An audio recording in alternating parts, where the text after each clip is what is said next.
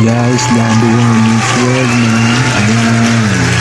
Nasa oven na yung belly natin. Gagawa tayo ng pinakamasarap at malutong na lechon belly. Yeah, what's up? Yan. Umuusok-usok pa sa loob yan ng oven, man. Titingnan mo, yan. Adjust muna natin konti.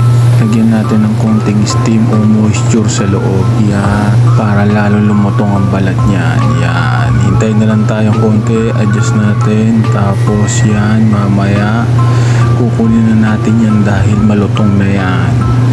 Yan. Sarap, man. Sigurado naglalaway ka na yan.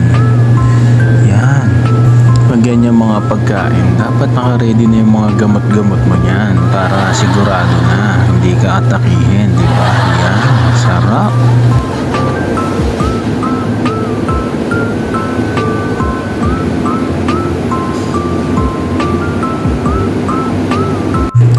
Yan, buksan na natin, man. Luto na. Siguradong malutong na. Yan, kunin natin yung isa. Check muna natin, yan. Tuk tuk tuk tuk. Kala mo talaga may kumakatok eh, no?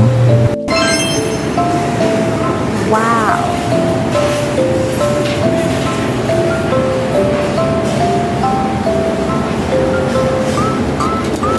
Uy, sarap. Lutong na talaga. Tingnan mo naman. Uy, yun, oh. Narinig mo ba yun? Sarap.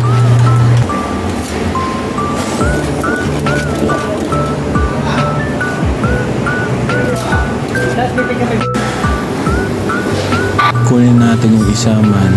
Yan. Para matikman na natin yan. At matikman pala nila rin yan. Yun.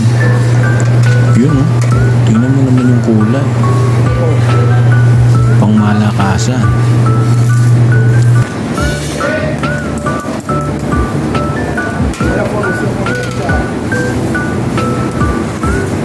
Iwain mo na yan, dahan-dahan. Huwag ka na magpatumpik-tumpik pa. Para matikman na yan. Ayan, no. Ayan. Paglatag mo yan, ubos yan. Sigurado. Yun. Eh.